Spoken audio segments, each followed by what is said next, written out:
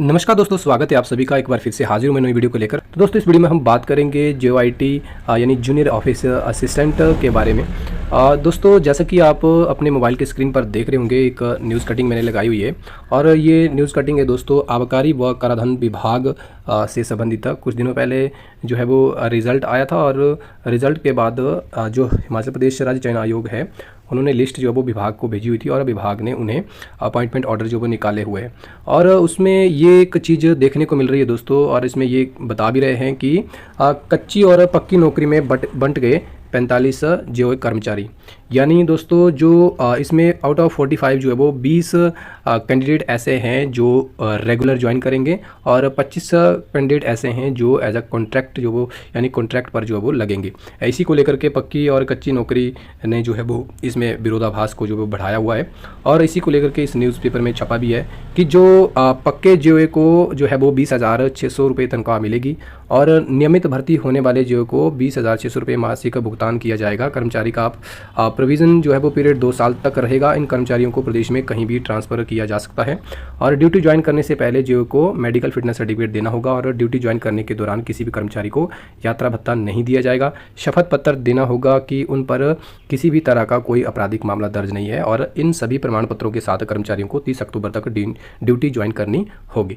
यानी दोस्तों जो ये अलग अलग एक ही विभाग में जो है वो कर्मचारियों को यानी ये जो कैंडिडेट सेलेक्ट हुए हैं ये जो ज्वाइन करेंगे, कुछ जो वो कॉन्ट्रैक्ट के आधार पर और कुछ जो वो रेगुलर आधार पर यानी रेगुलर बेसिस पर ये ज्वाइन करेंगे, तो इनका पे स्केल भी अलग रहेगा और इनकी टर्म एंड कंडीशंस भी अलग है। इसीलिए इस पर अखबार में जो दिया हुआ है, जो कच्चे कर्मचारी है इन्हें 12,360 रुपये जो वो सैलरी के रूप में मिलेगा और इसके बारे में इनके लिए टर्म एंड कंडीशन जो वो यहाँ पर दी हुई है दोस्तों, इसको आप जो वो पढ़ सकते हैं।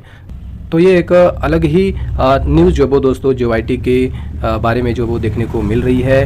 अब क्योंकि देखो विभाग जो वो एक ही है, आबकारी व कराधान, लेकिन इसमें जो 45 कैंडिडेट ज्वाइन कर रहे हैं उसमें से 20 रेगुलर आधार पर कर रहे हैं और 25 जो वो कॉन्ट्रैक्ट के आधार पर कर रहे हैं। और इसको लेकर के ये बता भी रहे हैं कि जो ये 20 रेगुलर और 25 कॉन्ट्रैक्ट के आधार पर इनको अपॉइंटमेंट ऑर्डर देने का कारण ये है कि इनका नोटिफिकेशन, इनकी भर्ती जो वो अलग अलग हुई थी, लेकिन इनका रिज़ल्ट जो वो देरी से निकला और एक साथ निकला क्योंकि राज्य चयन आयोग में जो है वो कुछ आयोग को लेकर के जो है वो कुछ व्यवधान जो वो उसमें आया हुआ था, जो है वो बीच में सस्पेंड भी कर दिया था और कुछ जो है वो चीटिंग करने वाले या कुछ ऐसे लोग थे जिनके कारण जो है वो वहाँ पर भ्रष्टाचार की बातें जो वो आ रही थी और जिसके कारण राज्य चयन आयोग ने जो है वो रिज़ल्ट देरी से निकाला और दोनों का रिज़ल्ट जो है वो एक साथ निकाला। तो इसी को लेकर के ये एक तरह से न्यूज़ बन गई है समाचार पत्रों के लिए कि कुछ जो है वो एक ही डिपार्टमेंट में ज्वाइन कर रहे हैं, वो रेगुलर आधार पर करेंगे और कुछ जो है वो कॉन्ट्रैक्ट के आधार पर करेंगे।